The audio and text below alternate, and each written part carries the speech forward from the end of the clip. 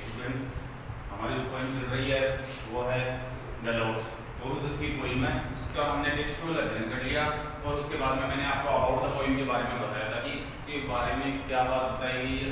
जैसे मान लो कि एक क्यूपिड होता है जो जिसको गॉड ऑफ लव बोला जाता है। क्यूपिड आता है किसके पास?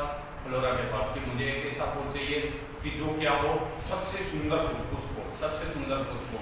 और फिर वो पहले इसकी चार्ट करता है कि उसे ऐसा पुष्प चाहिए जिसमें रेडनेस हो किसके समान? रोज के समान, एंड वाइटनेस एक्सेट्री हो किसके समान? लिली के समान। तो फ्लोरा कुछ देर के लिए कंफ्यूजन होती है, तथा वो एक मांग और करता है कि ऐसा पुष्प होना चाहिए जो अभी तक अनडिस्प्यूटेड क्वीन हो, मतलब जिसपे कभी भी कोई वाद विवाद नहीं हो। तो फ्लोरा क्या करती है, वो एक पुष्प निकालती है, वो होता है लोटस का। और जैसे कमल का पुष्प है, क्योंकि उसमें क्या होता है, redness of the rose and the whiteness of the lily, दोनों का क्या होता है, कॉम्बिनेशन होता है, वो पुष्प निकाल के देती है। तो इसमें एक हमें ये जैसे मान लो कि जो पोइट है वो हमें एक इंस्पायर करना चाहता है और हमें एक बात बताना चाहता है क्या, कि जो इंडियन कल्चर है उसकी किस पे, वेस्टर्न कल्चर है उस पे विक्ट्री बताई गई है। क्योंकि जो रोज एंड जो लिली है वो वेस्टर्न कल्चर का प्रतिनिधित्व करने वाले जो फ्लावर हैं। ऑन द अदर हैंड जो लोटस है वो किसका प्रतिनिधित्व करने वाले हैं? इंडियन कल्चर का। क्योंकि इंडियन गॉड एंड गॉडेस वो इस पुष्प को सबसे ज्यादा बेस्ट मानते हैं। क्यों? क्योंकि शुरुआत से ही उनका एक ऐसा प्रबंध रहा है कि जैसे मान लो कि हम अपने पौराणिक मान्यताओं के आधार पे कोई पिक्चर्स वगैरह देखें, देवी देवताओं को देखें। क्योंकि एक लाइन हमारे अबाउट द पोएम में है कि भगवान जो लॉर्ड विष्णु एंड जो लक्ष्मी है, धन की देवी लक्ष्मी है, वो भी इस पुष्प को सबसे ज्यादा पसंद किया है। क्योंकि हम पिक्चर्स देखते हैं उनमें आपने एक चीज नोट की होगी, क्योंकि जो देवी देवता है वो इन पे विराजमान हमें दिखाई देते हैं। तो ये हमें जो पोइट है इसके माध्यम से एक मैसेज देना चाहता है, क्योंकि इंडियन जो कल्चर है वो अन्य जो कल्चर है, वेस्टर्न कल्चर है, उससे बहुत ज्यादा बढ़िया है।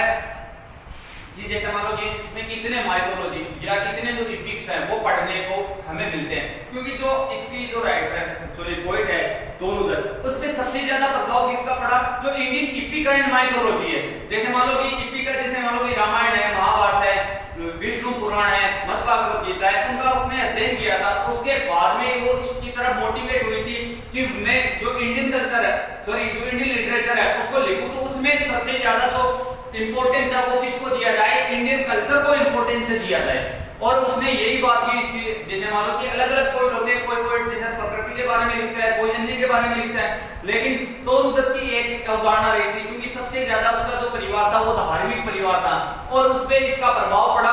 और उसने क्या किया, तो हिंदू जो पवित्र ग्रंथ है या अर्थात इंडियन जो एपिक मान ले, रामायण महाभारत विष्णु पुराण और जो मद्भागवत गीता, इनका उसने अध्ययन किया, इन जो ग्रंथों का उसके ऊपर प्रभाव पड़ा और उसी के आधार पे उसने अपनी जो पोएम वगैरह लिखी है उस पे सबसे ज्यादा महत्व किस पे दिया है? जो बाहर के सेंस करती है उसको सबसे ज्यादा महत्व दिया है। हमारे इसके क्वेश्चन आंसर देखो, पहला जो क्वेश्चन है, why did Cupid come to Flora? Question था why did Cupid come to Flora? Cupid Flora के पास क्यों आया था? क्यूपिड फ्लोरा के पास क्यों आया था? क्यूपिड देखो इसमें वर्णन कर दिया, साथ में Cupid the god of love, कौन है? प्यार का देवता। क्यूपिड कौन है? प्यार का देवता। कहीं केम टू फ्लोरा, फ्लोरा के पास है। फ्लोरा कौन है? द गॉडेस ऑफ फ्लावर, फूलों की देवी। टू आस्क कर, उससे पूछने के लिए, वो बताओ कि एक ऐसा फूल ऑफ अनडिस्प्यूटेड ब्यूटी, अनडिस्प्यूटेड होता है जिसमें कोई वाद विवाद नहीं हो, ब्यूटी होती है सुंदरता, कि आज तक जिसकी सुंदरता पे कोई वाद विवाद उत्पन्न नहीं हो, उसे ऐसा पुष्प चाहिए, ऐसा फूल चाहिए। उसके बारे में वो पूछने के लिए किसके पास आया था? फ्लोरा के पास। क्यूपिड फ्लोरा के पास क्यों आया था? क्यूपिड जो क्यूपिड है, प्यार का देवता है, वो फ्लोरा फूलों की जो देवी है उसके पास आया था कि उसे एक ऐसा फूल चाहिए जिसपे आज तक कोई वाद विवाद नहीं हुआ, जिसकी सुंदरता पे आज तक कोई वाद विवाद नहीं हुआ, उसे एक ऐसा पुष्प चाहिए। उसके बारे में पूछने के लिए वो किसके पास आया था? फ्लोरा के पास आया था।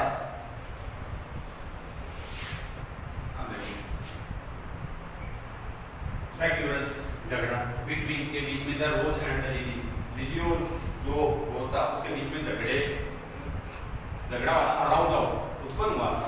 ओ पे रिवील से पहले आ चुका प्रतिबंधित था। फॉर द हाई ऑनर होता उच्च सम्मान, ओ पे being the queen of love, कि सबसे अच्छा फूल बनने का जो उच्चतम सम्मान पाने के लिए, सबसे अच्छा फूल बनने का जो उच्चतम सम्मान पाने के लिए दोनों के बीच में प्रतिद्वंदता हो गई और इसके कारण उनके बीच में क्या हो गया था, झगड़ा उत्पन्न हो गया था। मतलब दोनों के, एक तरफ लिली है एक तरफ रोज है, दोनों क्या मानना चाह रहे थे कि मुझे जो सबसे हाई ऑनर, जो पुष्प का सबसे हाई ऑनर मुझे मिले। एक तरफ लिली ये चाह रही थी, दूसरी तरफ रोज ये चाह रहा था। तो दोनों के बीच में इसी बात को लेकर मतभेद उत्पन्न हो गया और दोनों के बीच में ये क्या हो गया था, झगड़ा हो गया था और दोनों एक दूसरे के क्या बन गए थे, प्रतिद्वंदी बन गए थे। अगला देखो, आप देखो, describe the appearance of lily. Lily की जो अपीयरेंस बतानी है आपको, तो उसमें देखो, the colour of the lily is white. Lily का जो कलर क्या होता है, सफेद होता है।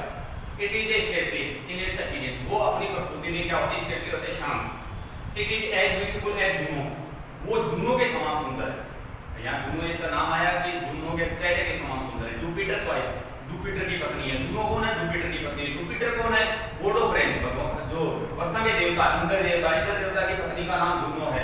और जो ये लिली है, इसकी तुलना किससे की गई है, कंपैरिजन किससे की गई है, जो जुपिटर की पत्नी अर्थात वर्षा के देवता इंद्र की पत्नी है जूनो, उसके चेहरे से की गई है। इतना सुंदर पुष्प होता है।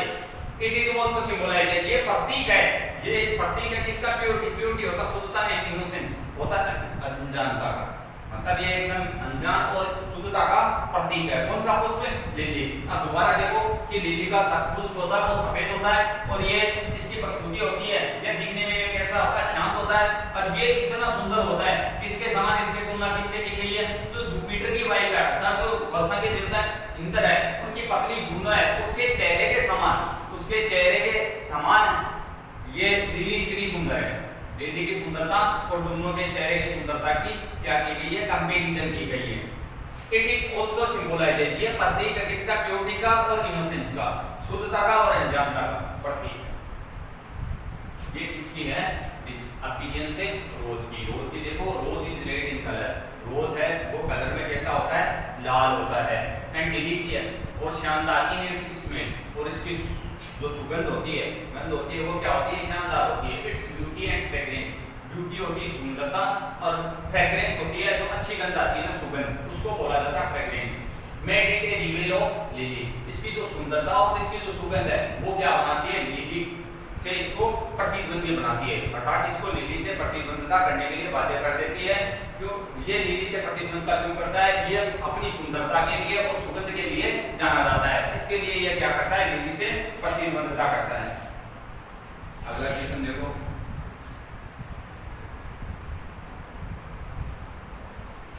How did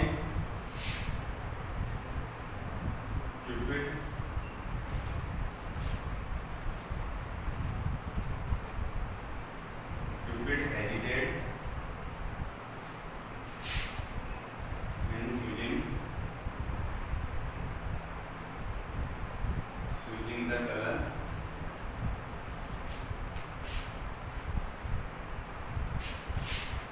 of the desired flower.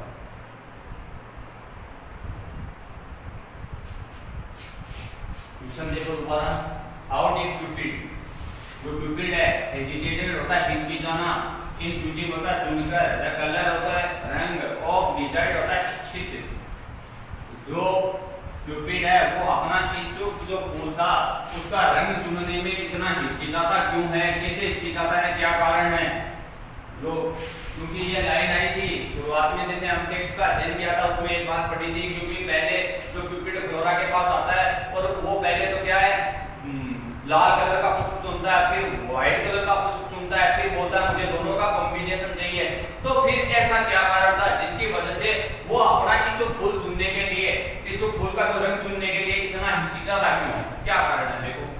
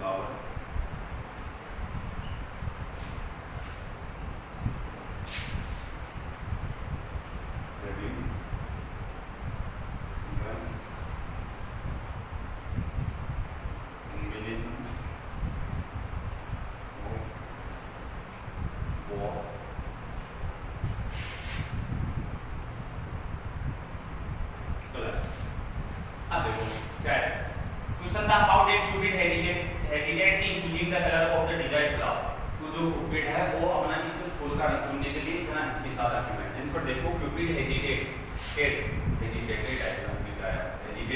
While choosing the colour of the desired flower. जो क्यूपिड है वो अपने कुछ फूल का रंग चुनने के लिए हिचकिचाता है। ही फर्स्ट आस्क्ड, उसने पहले कहा फॉर रेड कलर्ड फ्लावर। पहले उसने इसके बारे में कहा उसको कैसा फूल चाहिए, लाल रंग का पुष्प चाहिए था। शुरुआत में उसने ये कहा था। Then a white coloured flower, उसके बाद में वो क्या बोला कि मुझे सफेद कलर का पुष्प चाहिए।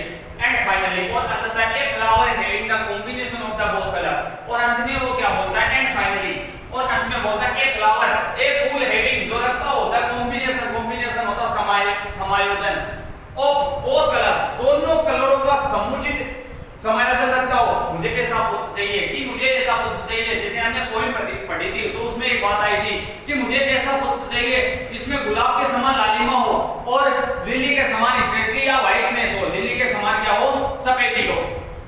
अब देखो, how did the poet sum about the lily and the rose. जो कवि है वो लिली और रोज के बारे में क्यों गाने गाए हैं, अर्थात उनके बारे में क्यों वर्णन किया है। आंसर देखो, once the god of love, एक बार जो गॉड ऑफ लव है कौन है, Cupid, went to Flora, Flora के पास गया। द गॉडेस ऑफ फ्लावर, कौन है, फूलों की जो देवी है।